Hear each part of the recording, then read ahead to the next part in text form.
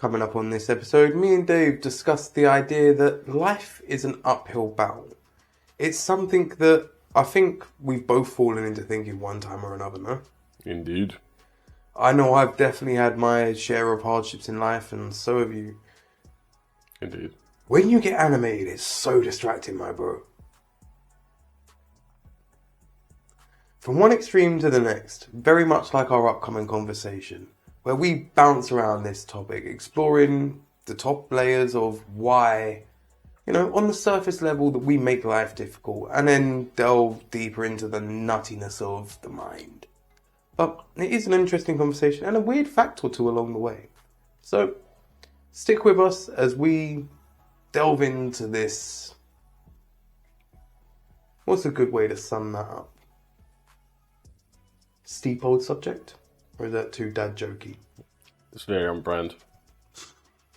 Hey, we have a brand. And on that note, let's go get into it.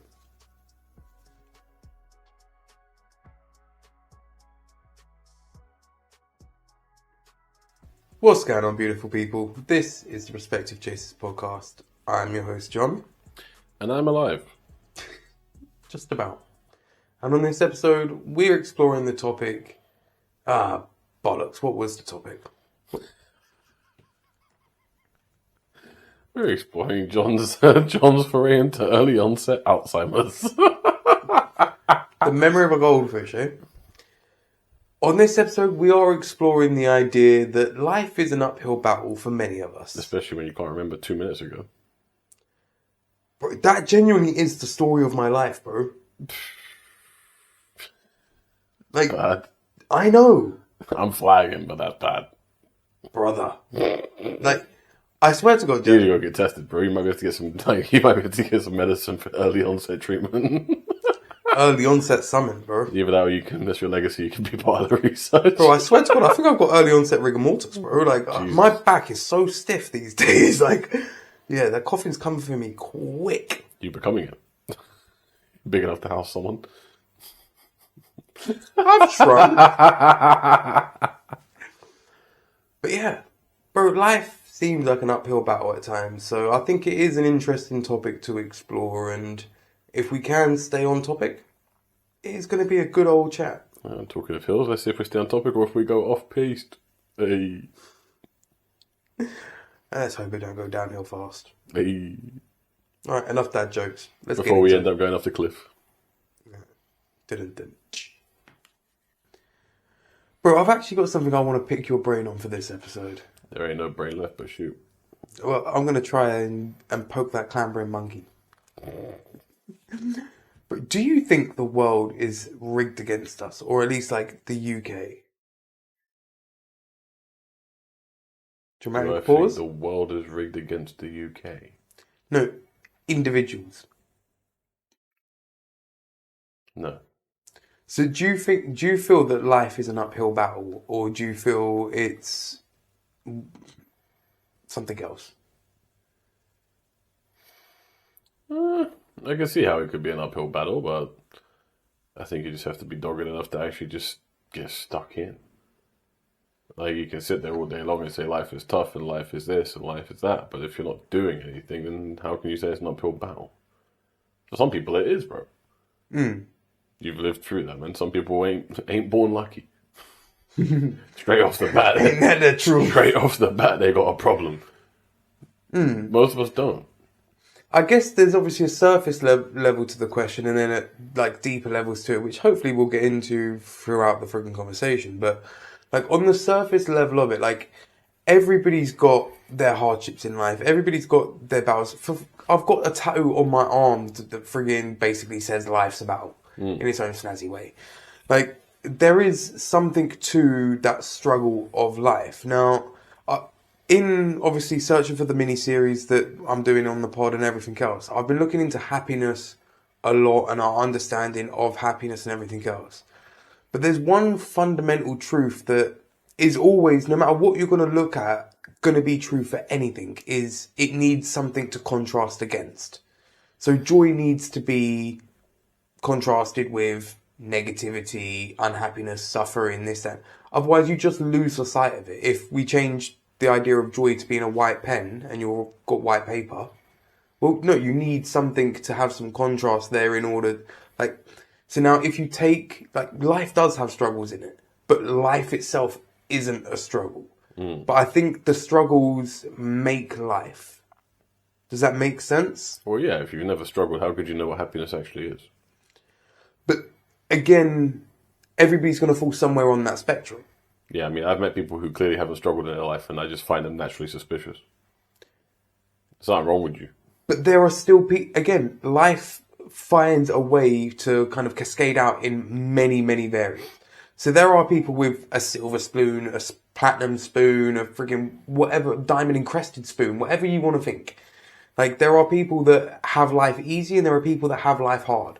There are people that buy the new iPhone and there's people that make the new iPhone. The two have very, very different lives. But then both's idea of a hard day is going to be completely different. Both's idea of a hard life is going to be completely different. Like, the old, I'm going to butcher it and I apologise in advance, but the old Bob Marley thing of, like, when he says about resting his head on a rock for a pillow, like, he's a rich man if he's got a full belly, good friends and family around him, his heart's full of love and everything else. That's rich, that's valuable and everything else. When you get to that point, do you still need a hard day to realise that you're having a good life? And again, like, we've spoken about this in kind of like off-pod conversations and that, like, I have this habit of having blinkers on through life where I get tunnel vision and I'm focused on X, Y, or Z. How often do we focus on the struggle, the uphillness of life, and we don't realise all of the good parts of it and, oh, well, I've been pushing this rock uphill for 6 months now. You realise that you're tired, but you don't realise the conditioning that comes with that, the strength that you've gained, this, that, and everything else. Because you've still got the DOMs. I knew you was gearing up for that, and I hate you so much. I hate you too. I think the big thing about what you're saying is there's one thing, right? We take things for granted. If I go purple, it's because I'm holding my breath. We take so much for granted. Or I got a whiff. And we take everyday life for granted. We just naturally assume tomorrow's going to be a new day. We take that for granted. So I think in a weird way, we take our struggles for granted. We take the happiness that we have in life for granted. We're so fixated on the negative that we all forget the positive. And we forget how little positive you actually need. And how much negative you can actually endure. You don't need much to be good. You don't need much to be happy. That's an interesting thought, like how much negative you can endure compared to how much positivity it takes you in order to sit with that initial negative. So you don't need loads of positivity to be happy, but you seemingly need loads of it to register that you're happy. That's the thing that confuses me. Because really, what do you need to actually feel good? Roof over your head, food on your table, company, friends, family, partner, children. Do you know what? It's so situational. Right, but in most situations, that'd probably be about the thing you'd want, right? I think of me, roof over my head, people like you in my life, the missus. What more do I actually really need? If we're going to go because, it's 2025, we all need things and we all seem to want things, maybe a bit of a purpose, something that I'm working on, something that I'm doing. There's 4 things. But this is the thing. So again, to tie it into 4's not loads. the mini-series, right? Like, we always move that goalpost of happiness, right? 70% of people, they set a new goal within a day or 2 days of achieving set a goal before finishing a goal. That's the world we live in. We're setting goals because we haven't finished goals. Right. So now how much of that is blinkers where it's just all we see is what we've got to do opposed to what we've done? And again, I'm guilty of that time and time again. And the kind of research into happiness and even conversations with yourself where, like, you actually freaking make me reflect on things and da-da-da-da-da. Once you actually take that time, you're like, it is an uphill battle. But one, that's not necessarily a negative. Like, my mind goes to, like, all of those workout scenes or, like, the training montages that you get in films where they take a hardship and they use it to freaking better them and everything else. Like, people need to stop living vicariously through media that way and actually start applying it to their lives. Go through their own kind of baptism by fire of that or what. Like, things are always going to be difficult, no matter which avenue. Like, even look at freaking WD-40. It's called that because it happened to work on the 40th attempt. They made a solution that actually worked. I didn't know that. Yeah, and that's like new every day. It was actually as well designed initially for rockets, and they was trying to come up with I think it was something about making either something combustible for. See, I've lost all validity now, but something either to do with the fuel or in terms of stopping them like corroding and everything else. But anyway, I'm getting distracted. You don't always succeed on your first attempt. God, you freaking probably never succeed on your first attempt. It's very, very unlikely that anybody's tried something once and gone, oh, damn, I'm an expert at that. Like, I'm just naturally gifted at insert whatever you want. But that hardship and everything else, like you said, it's what people focus on. It's not the wins or whatever else. And, I mean, we both spent more time in the school of life than any other school at this point, I think. Is that math right? Or not yet?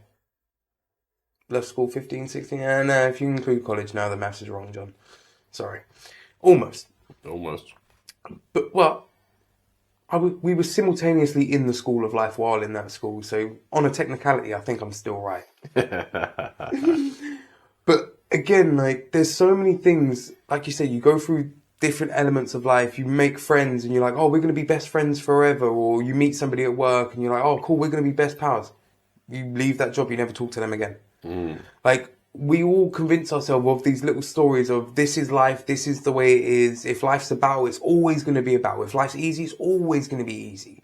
So then you lose sight of those peaks and troughs and you convince yourself, well, life's just hard. And it's something that so many people say.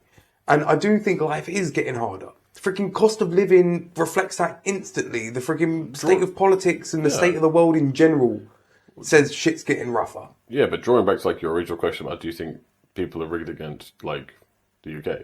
Life is rigged against people. Full stop. Life is rigged. Life is nonsense. It don't make sense. You literally are dealt a hand when you're born.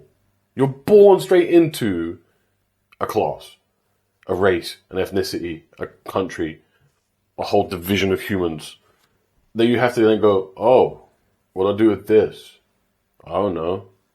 But I have this. Okay. And you spend like your first 18 years figuring that out. And literally trying to put an identity on yourself so then you can go and do something with it. I don't even think you figure it out. There's no way. I think we covered this before, but like the first 10 to 15 years or whatever else, most people are just going through school trying to grow up and actually figure out life. Which forms part of your identity though. But then when you become 18, it's like, alright, big man, big gal in it. Then life is rigged. Rigged. like when you're growing up, it's like fun growing up. And then when you get growing up, fun. Life gets way more complex, man. And there's more and more things that are rigging conditions we've kind of learned and adapted to over the last 10 to 15 years. They're all mental. Just mental conditions because the world is so mashed up. Things that weren't around when we were kids, like anxiety, panic attacks, all this kind of stuff. Peanut allergies. I had that when I was a kid, screw you. But but it's just one thing that it always baffles me. Like, again, I know I'm probably going to get stick for it or whatever, meh. Like, but it just baffles me when people have like a severe nut allergies and that to the point where like they can't even have nuts on a plane. You can't even have sex. Well, exactly. That's a poor joke. I know. We're going to leave that in the review, don't worry. But like, you can't even have nuts on a plane because if it gets into the air thing or whatever else. Like, if you're that sensitive to something, how the hell have you ever walked through a supermarket or... But all the reason why life is rigged. You could be born with that. You didn't ask for that. But you got it. Like, what? But that's like... There's so many conditions now that they were definitely around when we were younger. But wouldn't have been as prevalent. Now they're common. Right. To some degree. Here you go. Do you want to know? People have them. Do you want another weird thing that I came across the other day? In the Amish community, the rate of autism is like infinitesimally small. And I think the I forget what's the word for a group of Amish people or Amish folk. I don't know. Amish. Yeah, but like a clan or like a town's worth or whatever else, like a commune. I don't know. Commune's nuns in it. Anyway, like basically a bunch of them. Like they found out the 2 cases of autism were from adopted kids. So, but again, that makes you question, well, is it the day and age or is it what's in the air or just where humans are going? Does it actually exist in humans? I'm not going to sound so conspiracy theorist here, but like, or is it down to the food? Is it down to the entertainment? Is it down to this, that, or whatever else? Nature over nurture. That whole battle, The environment, yeah. And this is the thing, like, bro, I do it myself. Like, bro, I'm guilty of running on sugar 99.99999% of the time, times 2. Yeah, but that's the thing. I think a lot of it is that we make life hard for ourselves. Yes, things are rough, man. Yes, it is tough to live these days. Yes, a lot of us now live paycheck to paycheck. Does that mean it's impossible? But then I ask myself but it doesn't why. mean it's impossible. Because I think a lot of the problem is that we focus so much on the negative that we blind ourselves to the actual solution. We blind ourselves to the way that we can actually start to do things, and we refuse to accept there is a way because we're like, this is my cycle now. This is it. I hear you. It's this circle of nonsense. I kind of wanted to answer my own question there. Where No, it's like, don't answer your own question because that's rude. yeah. But I'm still going to do it. There we go. So, Let me tune out for 2 minutes. how dare you? But damn it, I've lost my own point now, you bugger. So, bro, even when you look at what was we actually saying? You've lost it as well, haven't you? I lost it a long time ago, bro. You never had it. I know. So when you're looking at happiness and people's idea of things and that, what was it? Have you genuinely lost it completely? Oh god, yeah. Yeah, it's gone. You said Amish, and I said about people continuing this circle of meh. Yeah, so I think so many people keep themselves in that cycle by, like you were saying earlier on, about how much a little bit of good can go a long way to make you sustain a lot of negativity. How many people are having that Friday or Saturday night out, that holiday once or twice a year, that makes a grueling job, a bugger of a manager, a this, a that, bearable for X amount of time? Where in reality, 80 years of life is the equivalent to 30,000 days. That's not much. Like, if you think about your life in terms of days, even think about it in terms of months, that's 1,000 months. Like, I think a year sounds like a long time or whatever else. We all are guilty of going, oh, it's January. Oh, it's June. Oh, it's December. Like, the year moves quick. Life moves quick. We are literally halfway through the year. As of whenever this is released. whenever it's released. Or thereabouts, depending on how long my break lasts. So, you know, that's the thing. Like, time moves rapid, man. So, like, is life an uphill battle? I'd say yes, actually. It is. Because you can't stop. You just gotta keep going. So I guess in a way it is, when you think about it in a poetic way, an uphill battle. Because you're just constantly trying to move. So that can feel uphill. Even if the things are good, you still gotta keep moving. Because if you stop, life moves past you. So it won't be good for long. So you're always pushing uphill. Always. Until eventually one day that resistance stops and you're like, I'm just there. I can actually just chill here. Thanks. But then, and I think we've both met people like this in our lives where they get enough up the hill where any normal person would be like, take a break, bro. Or take a break, sis. Or whatever you want to identify as. I don't care. And you're like, why don't you? But again, they're so conditioned to that thing. They're so conditioned to doing, and that's so tied into their own self-worth. Again, I'm so guilty of that myself, where I'm like, damn it, I need to do this in order to, if I don't have my list of things to do, I don't feel like I've done anything. I feel lazy. My self-worth starts to diminish. But in reality, my worth as a human being or as a person or whatever else hasn't changed simply because X, Y, or Z. Don't get me wrong, if I let it change my fundamental nature and everything else, but a list of chores ain't going to define you as a freaking person. So there's so many times where like, but even taking some time to like sit down and do some bird watching in the garden and freaking build a bird table and feed the birds and just actually watch how they move for a minute. It makes your mind slow down and think about so many different parts of life. And when you take that time to slow down, it's so easy to think about, like you said earlier on as well, we make life difficult ourselves. And this is why I wanted to ask you this question in that way. And I know it is like there is a surface level, a deeper level, and it's a snake eating its tail. But again, so much of life is. Life does feel difficult and freaking it is a struggle at times. But at the same time, there's also that air of like blissful ignorance where if you're one of those people that goes, nah, life's easy. Maybe it is for you. Maybe life isn't that hard and you can just flutter your way through on a willy-nilly, just smile and wave and you'll get through life. But not everybody's cut like that. No, they're not.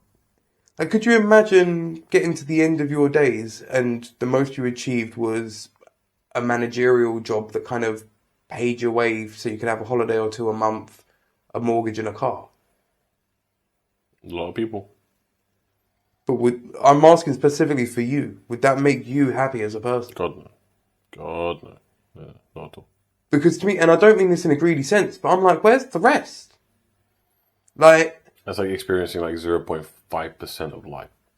If that, yeah. And I can't get that out of my head now. So, like when I stumbled across the days of in 80 years or whatever else, like there's some things that just stick with you where it just becomes a nagging thing. So now I know that I can't get to the end of my days in some rudimental job doing something for somebody else. I need to find that hard path. I need to find the struggle because I can't smile and wave. It just doesn't feel like me. Yeah, like compliance in a system to me is just like, there's no reward. Like, it's a big old world. There's a way. And I think that's the thing. Like, it's about opening your mind to actually understand that there is definitely a way to do things. There is a way to better your situation. It's just about dropping the barriers you're putting up. And like, we've done this earlier, right? Like, literally just keep asking yourself why until you have an answer. There is a viable, justifiable answer. Not just nonsense. Not just some generic barrier like, I can't do it. Why? Why? Literally keep doing it until eventually you come to something that is valid enough for you to go, I can fix that. Yeah, I was literally just about to say that. Like, play that game out until you get to a point where something is actionable. You will likely get to the answer, I don't know how. Fix it. Do you know what? I genuinely hate that as an answer to things. Fix it. Because in a day and age where you have information, I mean, a lot of it may be freaking misinformation, malinformation. Still sets you the right way, though. You can still start deciphering it and figuring it out. Something is better than nothing. Correct. Even if you've got the dumbest horse in the lineup, having a ticket is still more of a chance than not. Correct. And this is the thing, and this is why I think, like, life is hard. Like, managing friendships, managing relationships, raising kids, managing a freaking job. So much in life does feel like it's set up against you. For God's sake, like, we done an episode the other week about roads and everything else. Like, you drive on the roads and freaking something that is so relaxing to so many people, they make so difficult sometimes. How I am so hyper aware of roads at the moment because of that damn episode. Sorry. It's jarring. Every time I drive, I'm just like, that's my back axle. Not just talking about the car either. But this is the thing, bro. There's so many parts of it where you've just got to kind of take that time to ask yourself, like, is this actually this? Or is it just perceived as that? 100%. Most of us in first world places who are living a fairly ordinary life of struggle, which means low money, lack of time, usual things like high stress, we can find solutions. Chances are we just don't want to, or we can't be asked to, or we just tell ourselves that we can't. All three of those are really not that acceptable if you really want to change the scenario. But the thing is as well, I think all of us, and obviously some more, I think some of us are just gluttons for punishment. But then there's glutton for punishment and there's being stupid. Yeah, it's a fine line. Yeah, but if you border into being stupid, open your eyes. Because a big one again, like, right, lack of time. On the surface, Very valid reason. Very valid reason. But how many of us actually sit there and then look at how we spend our time across a week? None of us. How many of us actually write that down to quantify it so we can actually look at it, analyze it, and go, do I need to do that? Probably could do something better there at this point. None of us. I'm guilty of this. I don't have time. I'm balancing a career, my friends, my missus, my project. There's a bunch of dead time in this on it. I just don't want to quantify it because I don't want to know. That's simple. I don't want to be like, oh, but that's my chill time, bro. Work hard for it. Work harder. Like, I know that sounds really authoritarian, but especially in our age bracket, when you are able and you've still got your body, how long do you have left before you can't do that anymore? Like, that idea of mortality is in the back of my head. How long do you have before you've lost the opportunity to graft, to get your way out? Because by the time you're 40, those little pops in your knees that you feel now are 30 ain't going to be so nice. And the mobility you have ain't going to be so good. Because we don't look after ourselves properly anymore, not how we used to. Not back into there. But that when we were actually more mobile, when we actually were way better and more active into our later ages because we didn't rely on things to do things, we done them. So we've gone away from that. And the cost of that is our body breaks down. I think as well, like, some people, and again, I'm guilty of this at times in my life, and probably recently as well, of setting the goal so high or the ramp so steep that you need to climb, in which you make it unachievable. So you've got the excuse that, well, I set out to do something impossible. So yeah, it's not surprising I failed. I set out to do the impossible. It's completely acceptable that I failed. But again, you're setting yourself up from the get-go to freaking fail. But the other thing is, how often do we actually do what we say? How often do people actually back up their bullshit? I am guilty of this. I mean, I try to freaking lot. I know you know that. But I'm quite guilty of it. How many times do we say we're going to do something, before we've done it, we're saying we're doing something else? So then we've done something else because we haven't done the original thing. So now we haven't done anything. And now we're going around in a circle and we're wondering why we're not coming out of the damn circle. It's because you're keeping yourself in the fucking circle because you keep saying you're going to do 5 things and then you add a fucking 6th thing. Do you know something that I realised I do the other day? I procrastinate by being productive. But I'll just be productive everywhere else than the place I need to be. And now it's spaghetti junction. There's no direction. But this is the thing, and I justify it to myself by, oh, I'm getting stuff done. Yeah, but you're not getting stuff done, you're not getting the thing that you need done. No. Like, you're shoveling buckets when you should be plugging the leak. It's a hierarchy of needs. None of us assess it. And then we wonder why we're not efficient. What are you meant to do? If you don't actually start to acknowledge things and actually analyze them, where are you ever going to improve? But the thing you're is, not. You're going to keep doing the same damn things. When I do run my days where I have a schedule, I have like time slots for everything else, and I will, especially like on a Monday is probably going to be like my busiest day in terms of like getting stuff done. I've got the school run and everything else. If I'm in like mass production mode, I'm going to the gym, I'm doing the school run, I'm doing editing, I'm posting and scheduling everything for the week, I'm making myself lunch, I'm probably chucking a wash on and God knows what else throughout the day, getting a laundry list of stuff friggin' done. But then it will come a time where it's time to leave for school, stop what you're doing, everything stops. That's it. You have, there comes a time where you can sit there and I'll get carried away with this or that, and then it's almost like stealing from Peter to pay Paul.